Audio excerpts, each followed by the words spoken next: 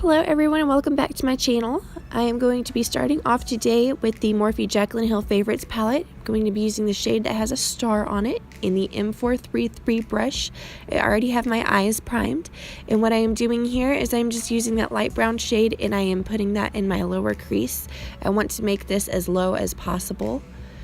I want to make this a low, fun, flirty look for Valentine's Day. And this eye look probably took me a total of maybe 2 minutes to do. It's so super simple, and I feel like it's flirty and fun, and it incorporates some Valentine's Day colors because I added some pink in there. So I think it's pretty easy to do, especially after you just came home from working and you need to go out on a date and you don't necessarily have your makeup on. This is pretty simple and easy. So then I'm going to be using two different shades. I'm going to be using a dark pink shade and a light pink shade with the brush that I am using right now. And I'm putting on the dark pink shade at first. This is kind of a matte, darkish pink shade. It's like an orangey pink. And then what I'm going to do is I'm going to be using the same brush and I'm going to grab the lighter pink, and it has a little bit of shimmer to it. And I'm just going to put that right over that. The reason that I put the orange shade down first is because I feel like it kind of gives it a little bit of a darker effect, and it doesn't just wear off because the light pink can be a little bit too light without something underneath it. So now that I have that, I am just going back in my crease just to make sure that there's no harsh lines and everything looks good. I will be grabbing a different brush. It's the M441, and I'm just going to go over the little spots that I felt like I just needed to buff it out a little bit. So now, going with another brush that's similar to the one I used for my eyeshadow, I am going to use a darker brown shade, and I'm putting that, as you can see, on the outer corner of my eye and somewhat in my crease, but only on the outer corner.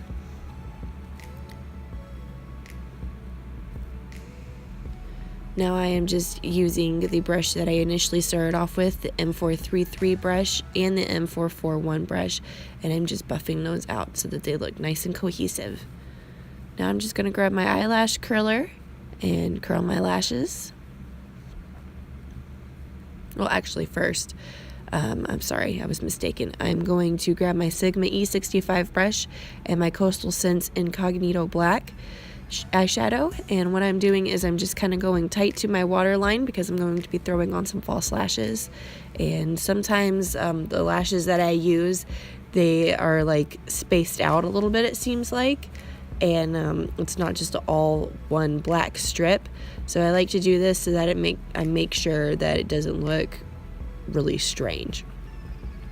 So just barely putting it on there. Now I'm going to grab my eyelash curler and obviously curl my lashes. And what I usually do is I do 10 quick little presses, and then what I will do is I'll do for 10 seconds, but you can see I'm kind of moving it around because if I just do it at the base, then it curls it in a really weird way that I do not like.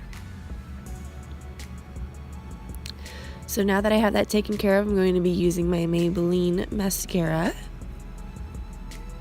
I will link it in the description below.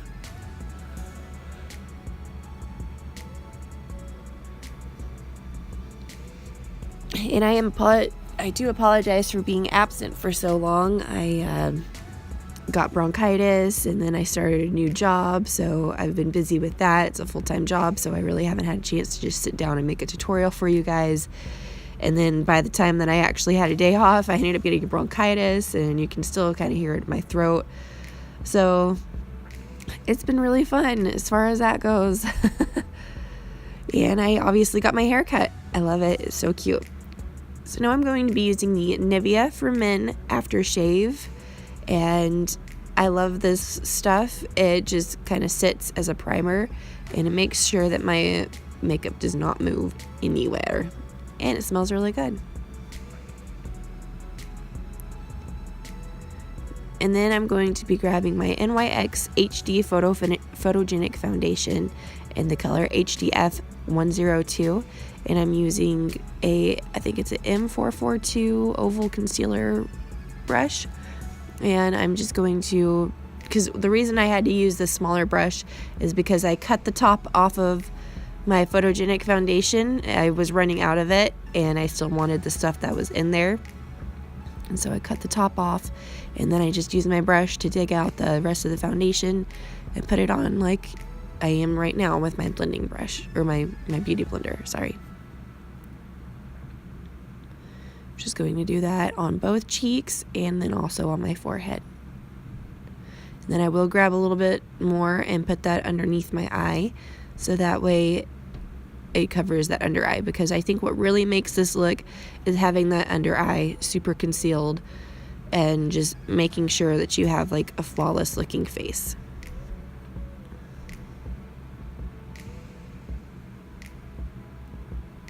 But yeah, anyway, so I got my hair cut on Thursday. I was so excited to get it done. The girl that did my hair was awesome. And I've been just wanting to get my hair cut forever.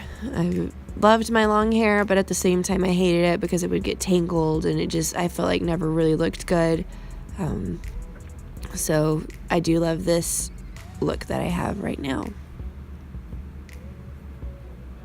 And it's a lot cuter when it's styled. This was about 3 days after I had gotten my hair cut, and I just kind of wanted to do a quick makeup tutorial. We were actually going to be running errands this day, so I was like, well, I'm gonna do a makeup tutorial right before we leave. So now I'm using the Maybelline Fit Me Concealer.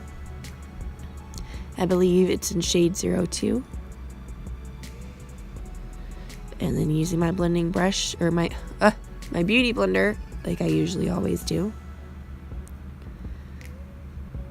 And what I do to make sure that I always get a flawless finish is I grab my beauty blender and I use the Coty Airspun translucent powder, and I dab the translucent, or the beauty blender, into the translucent powder and just set my under eyes with it. And then I also kind of set the rest of my face with it, because my face will get oily.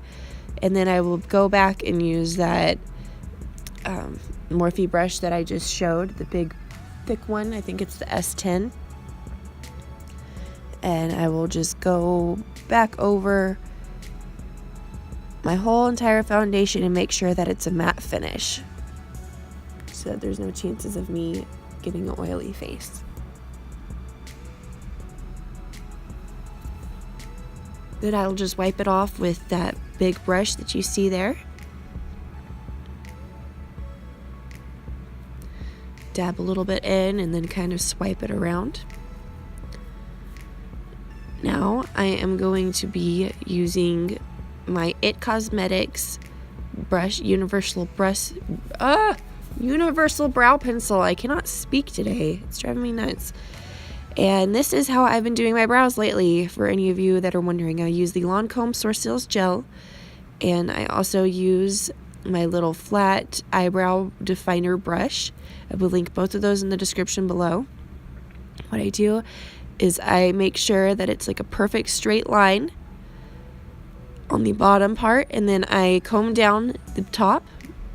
I go back over it and make another line, just going around the shape of my eyebrow. And I bring it out just a little bit, because obviously my natural brow doesn't land where I want it to. You're supposed to have your brows at least reach the middle of your nostril on each side. So that's what I usually like to try to do. And I usually don't fill in that part until the end, because I want as little product on there as possible. I want it to almost be like an ombre fade effect, where it's a little bit lighter on the inside of my brow and then darker once I go out to my tail.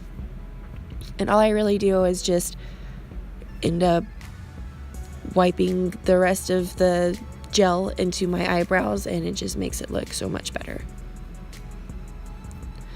Obviously do the same thing on the other side, and as you can tell, my brows are not even in the slightest, so I have to kind of compensate and make up for that.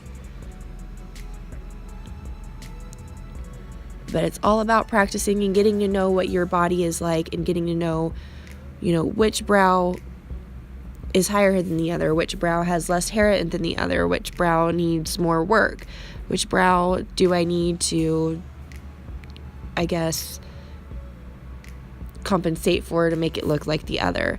Because your eyebrows are going to be sisters, they're not going to be twins. And like I said, it's just kind of getting to know what your body is like, because I can't tell you how many brow tutorials I've watched and I'm like, they make it look so easy. But sometimes the girls that do it have very little hair and they can just draw on their eyebrows and it looks so easy. Whereas I actually do have hair, and it's hard to make up for the fact that I do have that hair there and try to make it match with the other side. So don't just judge what you can do based off of what everyone else can do, because trust me, it takes tons of practice to get to know what your body is going to do, how your brows are, even how your crease is, or your lips. One side of my lips is a little bit fuller than the other. So now I'm going to be using my Ardell Wispy false lashes. I think this is in the Demi. And I'm just going to be putting those on my eyes, obviously. There's nowhere else I would put fake eyelashes. And you don't necessarily have to do fake lashes. I just feel like it gives it more of a flirtatious, slightly dramatic look. It just kind of makes it look, instead of like, I just threw on my makeup, like you took a little bit more time, I guess. It looks a little bit more volumized and dramatic and flirty. And this is husband approved. I wore this the other night. We went on a date, and my husband did really like this makeup look. So it is husband approved.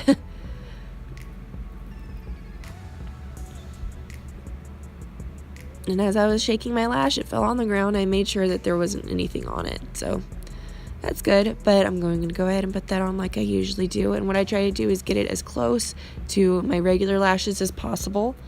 I don't want there to be any inkling, any way for you to tell that I have false lashes on.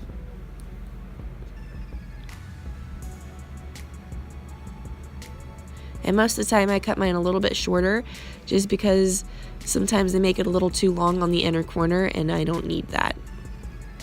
So if you have to make up for that fact, then go ahead and do it. If that's one of the reasons that false lashes aren't working that great for you, that could be a reason why. Now I'm using the Aesthetica Cosmetics contour palette, as I usually do, along with their brush. I'm just going to put that on my cheeks this time. I'm not really going to put it on the rest of my face. I'm just going to put it on my cheeks. Now I'm going to grab my Vitamin E setting spray from the Body Shop and a Sonia Kashuk fan brush using the Jaclyn Hill / Becca Champagne Glow palette. I'm using Prosecco Pop and Champagne Pop. I mix them both together, and I'm just putting that on the temples of my cheeks, my nose, the Cupid's bow of my lips, my chin, and my forehead as well. Then I will go back over it with my blush, and I'm using Amaretto, and I will have to link the other one down in the description below. I just can't remember it off the top of my head. And what I like, the reason I do it in this order is because I feel like it kind of buffs out that highlight so it doesn't look as ridiculous. But I also, as you can tell, kind of go over it a little bit because I still want it to be blingin'.